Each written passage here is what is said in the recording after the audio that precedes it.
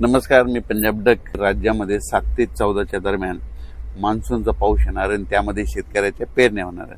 पण या मान्सूनच्या पावसामध्ये काय होणार आहे, ओढे नाले वाहतील असा पाऊस पडणार आहे, नद्यांना पाणी देखील येणार, पूर देखील येणार आहे, म्हणून हा अंदाज लक्षात. पण या मान्सूनच्या पावसात गारपीट कधी नसते, पण यावर्षी या मान्सूनच्या पावसात मात्र 7 ते 14 मध्ये ठिकठिकाणी गारपीट बघायला भेटणार आहे. म्हणजे ह्या मान्सूनच्या पावसामध्ये देखील गारपीट पाहायला भेटणार आहे. वादळी वारं देखील वाऱ्याचा वेग देखील बघायला भेटणार आहे. पाऊस देखील तसाच पडणार आहे. नद्याला पाणी येणार आहे, ओढे नाले खळखळून वाहणार आहे, म्हणून हा अंदाज लक्षायचा.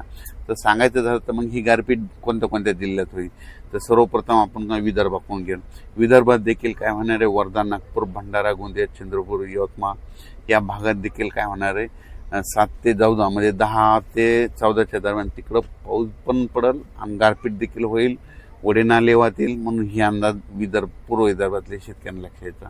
त्याच्यानंतर अमरावती, अकोला, बुलढाणा, यवतमाळ, वाशिम, नांदेड ह्या पट्ट्यातल्या शेतकऱ्याला सांगू इच्छितो की तुमच्याकडे देखील काय होणार आहे, 1 जून ते 5 जून तर हे भाग बदलत पाऊस पडणारच आहे.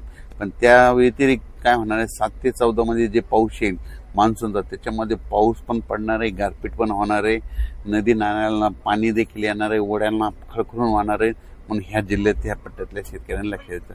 त्याच्यानंतर मराठवाड्यातल्या शेतकऱ्याला सर्वप्रथम सांगू इच्छितो, मराठवाड्यामध्ये झालं, नांदेड जिल्हा झालं, हिंगोली जिल्हा झालं, परभणी जिल्हा झालं, लातूर जिल्हा झालं, बीड जिल्हा झालं, जालना जिल्हा झालं, संभाजीनगर, त्यानंतर इकडं जळगाव ह्या पट्ट्यात देखील सांगू इच्छितो की तुमच्याकडे देखील 1 जून ते 6 जूनच्या दरम्यान दररोज वेगवेगळ्या भागात चांगला भाग बदलत पाऊस पडणार आहे, 1 जून ते 6 जून. पण त्याच्यानंतर काय होणार आहे, 7 जून ते 14-15 पर्यंत तर मात्र मोसमी पाऊस मात्र खूप बरसणार आहे, ओढे नाले खळखळून वाहणार आहेत आणि त्याच्यामध्ये शेतकऱ्याची पेरणी देखील लागणार आहे. म्हणून हा अंदाज देखील शेतकऱ्यांनी मराठवाड्यातल्या त्या सगळे आता जे जिल्ह्याचे नाव सांगितले त्यांनी लक्षायचं. त्याच्यानंतर सगळ्यात महत्त्वाचं पश्चिम महाराष्ट्रामध्ये सगळ्यात महत्त्वाचं अहिल्यानगर झालं, त्याच्यानंतर सातारा, सांगली, सोलापूर, कोल्हापूर, पुणे.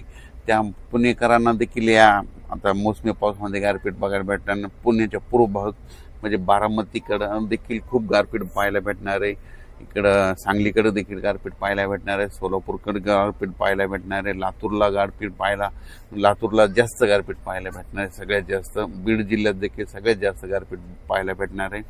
त्याच्यानंतर इकडं सातारा जिल्ह्यात ओढे नाले वाहणारा पाऊस पडणार आहे. त्याच्यानंतर इकडं अहिल्यानगरमध्ये देखील पाऊस पण पडणार आहे, गारपीट पण होणार आहे, ओढे नाले देखील वाहणार आहे.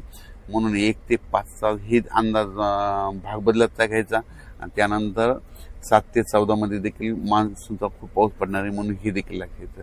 त्याच्यानंतर उत्तर महाराष्ट्राकडे नाशिक, नंदुरबार, धुळे जिल्ह्यात त्या भागात देखील काय होणार, तिकडे देखील पाऊस पण पडणार आहे आणि काही काही भागात गारपीट पण होणार आहे, म्हणून अंदाज लक्षायचा. त्याच्यानंतर हे कोकणपट्टी, घाटमाता, परिसर माता तिकडे मुसळधार पाऊस ते चालूच राहणार आहे, म्हणून ते कोकणपट्टीच्या विभागातले अंदाज त्यांनी देखील लक्षायचा. पण राज्यात सांगायचं झालं तर 3, 4, 5 तारखेपर्यंत दररोज विखुरलेल्या स्वरूपाचा भाग बदलत पाऊस पडणार आहे. त्याच्यामध्ये गारपिटीचं प्रमाण असणार आहे, वाऱ्याचं प्रमाण असणार आहे, म्हणून स्वतःची काळजी घ्या, पाळीव प्राण्याची काळजी घ्या. पण त्याच्यानंतर मात्र 7 जून ते 15 जूनच्या दरम्यान जे मान्सूनचा पाऊस येईल त्यामध्ये मात्र पाऊस देखील जास्त पडणार आहे, गारपीट देखील राहणार आहे, ओढे नाल्याला पाणी देखील येणार आहे, म्हणून हा अंदाज लक्षायचा. आणि जमिनीमध्ये जर ईदभर ओल गेली तर तुम्ही तुमचा पेरणीचा निर्णय घेऊ शकता. अचानक वातावरण बदल झाला तर परत एक मेसेज दिला जाईल. धन्यवाद.